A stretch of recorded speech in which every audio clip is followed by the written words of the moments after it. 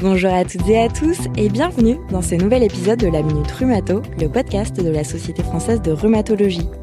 Aujourd'hui, nous abordons un sujet à la fois traditionnel et en constante évolution, le thermalisme. Pour en discuter, nous avons le plaisir d'accueillir le docteur Romain Forestier, rhumatologue à Aix-les-Bains. Bonjour docteur. Bonjour. Pour commencer docteur, est-ce que vous pourriez nous rappeler les principes fondamentaux du thermalisme ? Où en est cette pratique en 2025 en termes d'évolution des connaissances et des approches ? Pour ce qui est des connaissances, parce que c'est plus mon domaine de compétences, il y a une recherche qui est relativement active dans le domaine du thermalisme, essentiellement des essais cliniques, donc ça ne préjuge pas du mécanisme d'action du thermalisme. Mais si on prend en compte le fait que les soins, c'est généralement des massages, des applications de boue, des séances de piscine, des douches, des bains, etc. Donc, ça concerne différentes pathologies, principalement les pathologies mécaniques de l'appareil locomoteur, en particulier l'arthrose. On soigne aussi les rachalgies chroniques, cervicalgie et surtout les lombalgies. Et puis la fibromyalgie, ça c'est les indications majeures.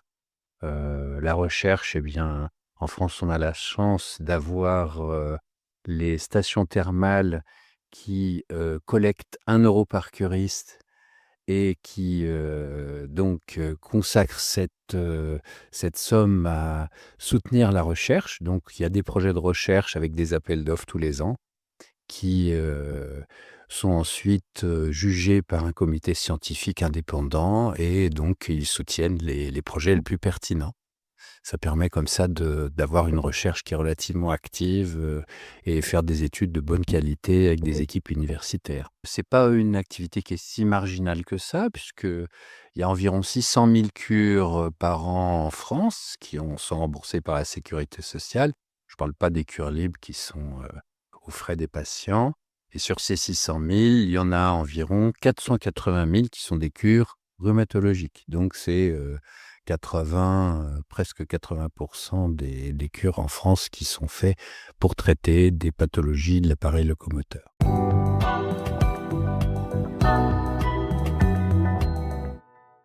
En matière de rhumatologie, on sait que le thermalisme propose des programmes spécifiques selon les types de rhumatisme.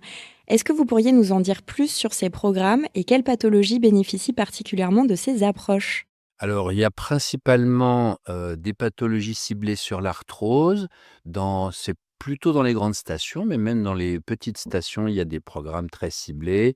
Sur la fibromyalgie, puisqu'on a fait un programme d'éducation thérapeutique avec le Conseil national des établissements thermaux, on a fait des réunions scientifiques pour essayer de trouver des soins complémentaires, alors pour le coup au thermalisme, en plus du forfait thermal remboursé par la sécurité sociale.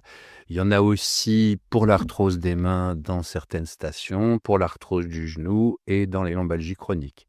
Et puis il y a un certain nombre de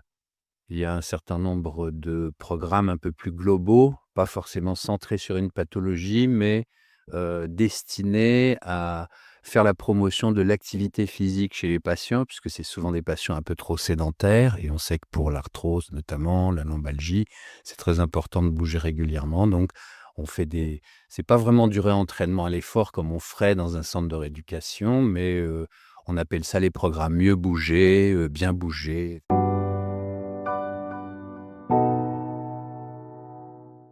Le thermalisme, dans certains cas, associe des prises en charge qui combinent des aspects rhumatologiques, phlébologiques ou de nutrition. Quel est l'intérêt de ces associations et comment cela profite-t-il aux patients ? Alors oui, bien sûr. Il se trouve que la plupart des gens qui ont de l'arthrose, notamment de l'arthrose des membres inférieurs, ils ont souvent un excès de poids, un syndrome métabolique et une insuffisance veineuse chronique. Donc dans ce cas-là, on a une synergie entre les effets rhumatologiques de la cure thermale et les effets phlébologiques, sachant que les soins de phlébologie, par exemple, ils vont être plus froids. Ça va être des piscines ou des parcours de marche à 15, 20, 25 degrés, donc beaucoup plus froid que les piscines thermales qui sont généralement plutôt autour de 35 degrés.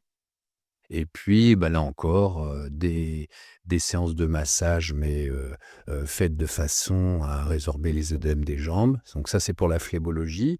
Pour la nutrition, il y a aussi des programmes dans certaines stations qui combinent l'indication rhumatologique et l'indication pathologie métabolique, où on apprend aux patients à se nourrir, à gérer son poids et à essayer de perdre un petit peu de poids, ce qui est toujours une tâche difficile.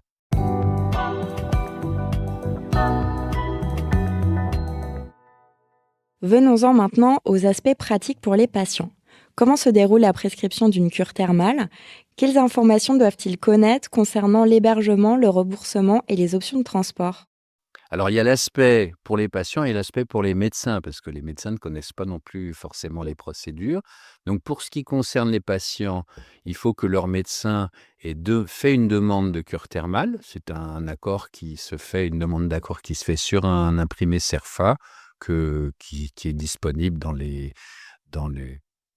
centres de sécurité sociale ou sur la plupart des logiciels médicaux.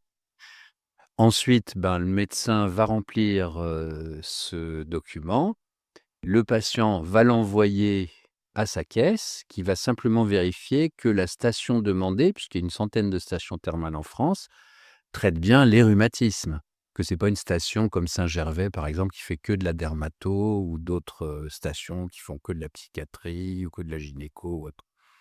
Et puis après, l'étape suivante, c'est le patient qui, même s'il n'a pas forcément reçu l'accord de prise en charge, doit contacter la station thermale de façon à fixer une date de cure et trouver un hébergement et trouver sur place un médecin qui va faire les prescriptions initiales de soins et qui va surveiller la cure. La cure se passe, normalement en minimum 3 visites. Donc, il y a une visite, de début de cure où le patient est examiné, il apporte ses analyses, sanguines, ses radios. Un courrier du médecin qui l'envoie est également apprécié et ça permet de cerner sa pathologie et de prescrire. Après, il y a une visite intermédiaire qui permet éventuellement d'adapter, les soins s'il y en a qui sont mal supportés et qui permet aussi éventuellement d'échanger sur, les sujets de l'amaigrissement, de l'exercice physique et cetera.